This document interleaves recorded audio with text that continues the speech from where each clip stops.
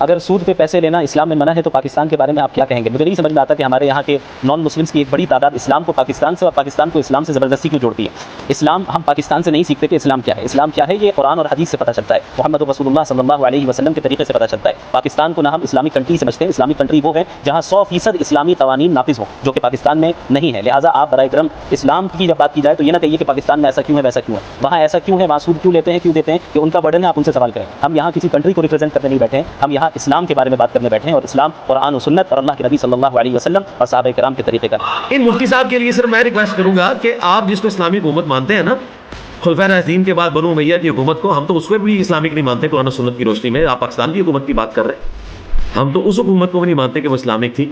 صحیح مسلم میں حدیث ہے اسی حکومت کے بارے میں 4776 کہ حضرت عبداللہ بن عمر بن عاص کعبے کے سائے میں بیٹھے ہوتے ہیں، صحابی رسول ہیں، سب سے زیادہ حدیثیں انہوں نے ریٹن فارم میں جمع کی ہیں۔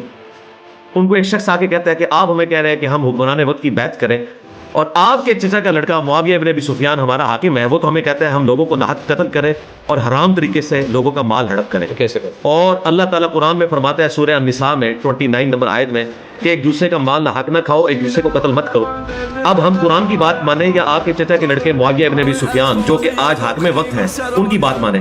تو حضرت عمر بن عاص کے بیٹے عبداللہ بن عمر بن عاص جو خود بھی صحابی ہیں، انہوں نے سر جھکا لیا، پھر سر اٹھا کے کہا کہ معاویہ کی اطاعت کرو ان کاموں میں جس میں اللہ اور اس کے رسول کے مطابق تمہیں چلائے، اور ان کاموں میں اس کی نافرمانی کرو جس میں وہ اللہ اور اس کے رسول کی نافرمانی کرے۔ تو میں نے ایک صرف آپ کو سیمپل رکھا ہے کہ حضرت معاویہ رضی اللہ تعالیٰ عنہ کا بھی جو دور ملوکیت تھا، ہم تو اس دور کو بھی اسلامک حکومت نہیں مانتے، مسلمانوں کی حکومت مانتے ہیں۔ اسلامک حکومت جو ہے صلح حسن کے اوپر ختم ہوگی خلفائے راشدین، یا اس کے بعد 2-2.5 سال آپ عمر بن عبدالعزیز کے کہہ سکتے ہیں۔ تو مفتی صاحب کے لیے جواب ہے کہ مصحف پریشان نہ ہو، پاکستان کی فکر نہ کریں۔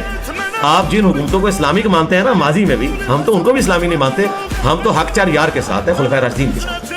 ایک